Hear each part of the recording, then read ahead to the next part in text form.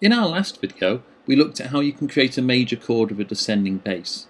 In this one, we're going to keep the descending bass, but we're going to change chord every time that the bass note changes. In our last example, we used this grid that told us what notes our descending bass line should be based on. We went all the way from the top at A and went down all the way back down to A an octave below. This time we're using a similar grid that shows us the chord names of all of the chords you would have in an A major scale, and underneath those names we've got the notes that would be in them. So for example, in chord C sharp minor, the third degree of the scale, we would have C sharp, E and G sharp. What this allows us to do is every time we see a note in our a note in our bass line, we just need to find a chord that has that note in it. So for example, if I wanted a chord with F sharp, I can find an F sharp in B minor, I can find an F sharp in D, or I can find an F sharp in F sharp minor. For the purposes of this video, we're going to use only the major chords. The major chords in a major key are always chords 1, 4 and 5. Feel free to experiment with minor chords yourself, but that'll just help us to explain this concept a lot more easily. To get things going, in Logic, we've got the same project that we had last time, where we've got a loop of A major and our descending bass line. To allow us to manipulate these chords without changing it for every single bar, I'm going to convert this to real copies. To do that, I right-click and hit Convert Loops to Real Copies. Now, all I need to do is double-click on a chord and I can change the notes in it without affecting the other ones. So, to get things started, we know that our first note in our bass line was an A, so I'm going to stick with A major. Our next note was a G sharp. I said I'd stick with the major chords, and the only major chord that has a G sharp in is E major. So I need an E, a G sharp and a B in my second bar. So second bar, double click. I've got an A here, so I'm going to change that to G sharp.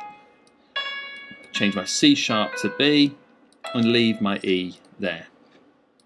My third chord here, we know that the third note in the bass line was an F sharp. My only F sharp in a major chord is F sharp in D major, so D, F sharp and A.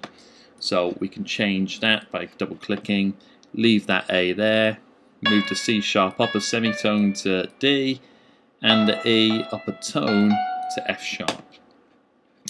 My next note was an E, so I can either pick E major or A major. I'm going to pick E major, so E, G sharp and B again. That's a nice easy one. We've done it once before, so G sharp there, move that to B.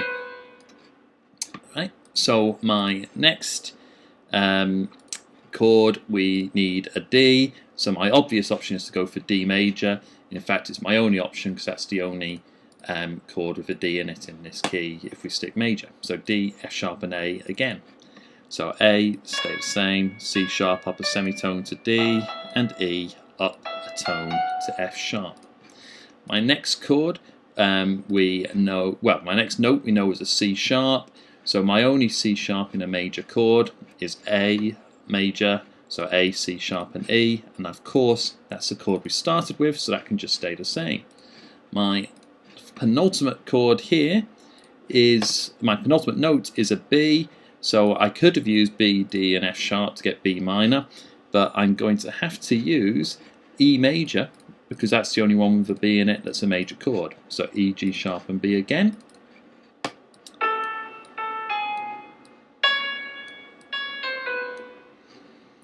And then to end the piece, I'm going to keep it on A because my last note of my chord progression of my bass line was an A, and so choosing A major makes sense, but it also gives us a perfect cadence between the E major and the A major. So let's have a listen to that.